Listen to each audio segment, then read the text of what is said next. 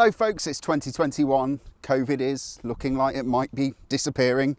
And the Queen of Speed is back, the Hayabusa, the Suzuki Hayabusa, a legendary bike in every sense of the word, really.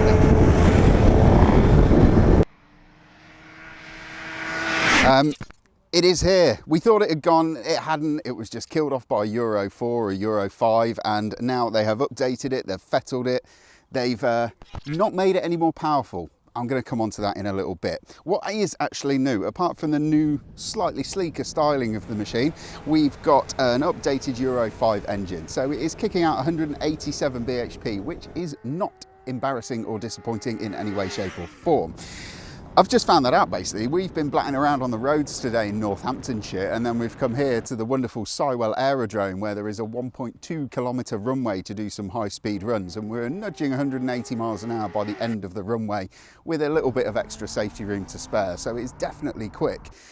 They bumped up the mid-range delivery and the low-end delivery, and it is just, it's a luxurious place to be. Even on the road earlier on today, you can be so lazy with your gear changes and just pulling out of corners in third or fourth gear even, and nipping past cars, overtakes in a blink of an eye. You have all of the torque, all of the time, any revs and any gear really.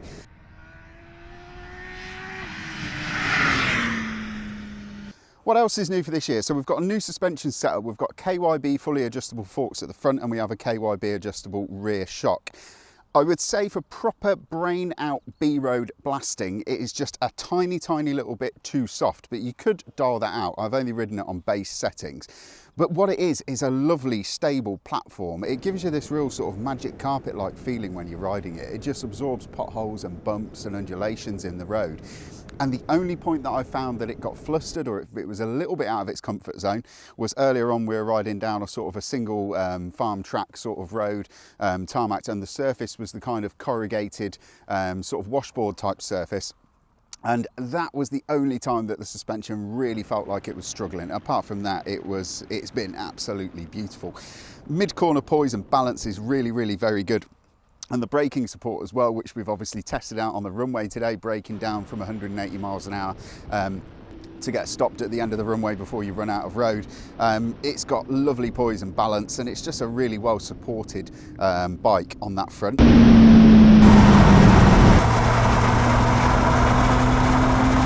So while we're on the subject of braking, we have got a lovely set of Brembo 4-piston calipers up front and 320mm discs.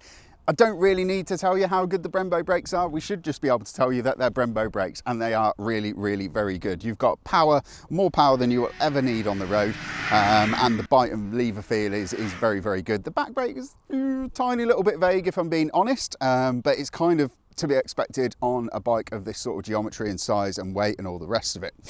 The biggest news about the 2021 Hayabusa though is in the electrics. Suzuki have given it a big old shot in the arm in the form of a load of zeros and ones poured into the ECU, and also the new TFT dash on that.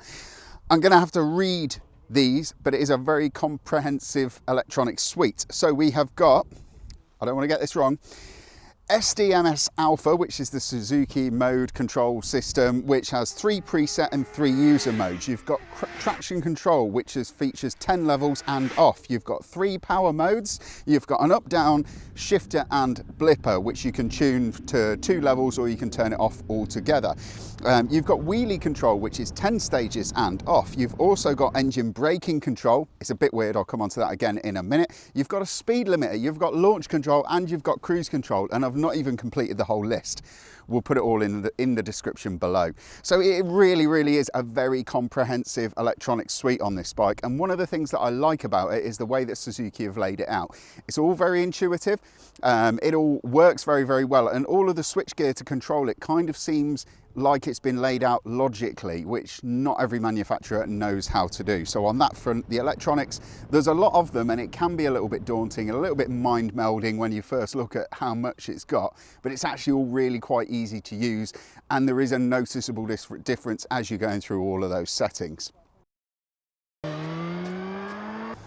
So one of the things that I do need to talk about is the comfort, because these are the super sports, hyper sport bikes that you are designed to be able to ride all day, and you know, they basically are designed to shrink continents, and it's okay on the comfort front. Now, I do have an issue with bikes like this because the tanks are quite wide and there's a big old engine sat there between the frame, which does mean that you are sat in quite a leg splayed out position. I am a short ass, I'm 5'7", so I do tend to sort of scooch to the front of the seat, which does accentuate that hip spread.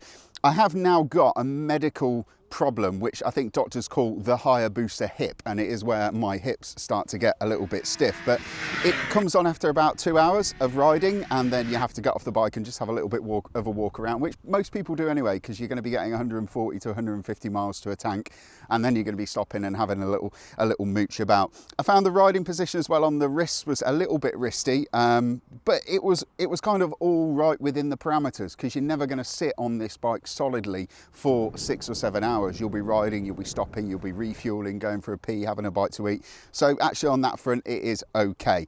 There are comfier bikes out there. ZZR 1400 I did find comfier than the new Busa, but that's now sadly departed, God rest its soul. What do we like about the Suzuki Hayabusa? I love the engine, the delivery of it. It's just a really pleasurable unit to ride. The power obviously is all there, more than you'll ever need. And naturally aspirated 1000cc plus engines, they just give a delivery that you can't imitate. You can't get it through any other means. You can't get it through boosting, turbocharging. It is just unique to this sort of configuration of bike, and it just makes me smile and makes me feel all warm and fuzzy inside.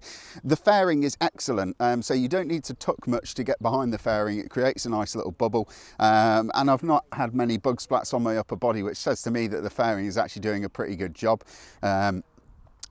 I also love the handling of it, because stuff that's this big, it shouldn't really have the mid-corner poise and the flickability that it has. I mean, it's never going to be embarrassing a 1000cc sports bike around Cadwell on a track day, but you can really chuck this thing about and have a lot of fun on it, which is actually, it's what it's designed for. It's designed to make you smile and to be able to ride it for long periods of time at super sport speeds.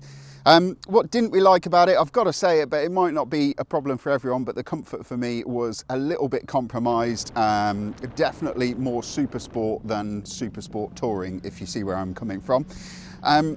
Also, another thing, this bike doesn't seem to have any sort of engine braking to speak of. It's almost like a two-stroke. I spoke to the Suzuki technician and said, oh, can we go through the modes and turn the engine braking up? And they said, oh no, you can only turn it down. So when you start the bike, it's always in off for the engine braking, but then you can't add in any more. You can only turn it down, which is a little bit strange on that front. And the other thing is the wristy riding position. My hands are starting to ache at the end of probably 5 or 6 hours in the saddle.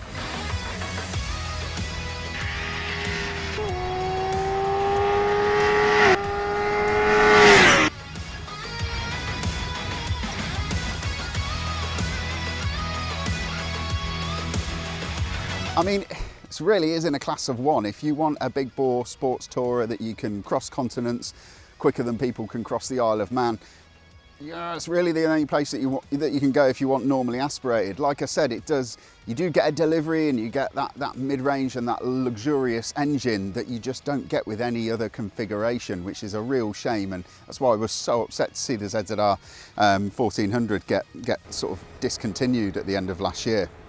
The update to the styling, I think it's freshened it up, it's made it more sleek, it's more modern, but it is still distinctively and unmistakably a Hayabusa. So there we go. If you've got £16,499 or, you know, a couple of £100 on a PCP burning a hole in your pocket, I do suggest that you get yourself down to Suzuki dealers. We'll put in the description below when they're going to be landing, because I've asked for confirmation of that but haven't quite got that back yet. But they are going to be in dealers very, very soon, and they will be doing test rides. And if you're a fan of the old Hayabusa, don't be concerned. Not much has changed. It is still the old bike. The DNA is still there. It's just been freshened up and modernised for the 21st century.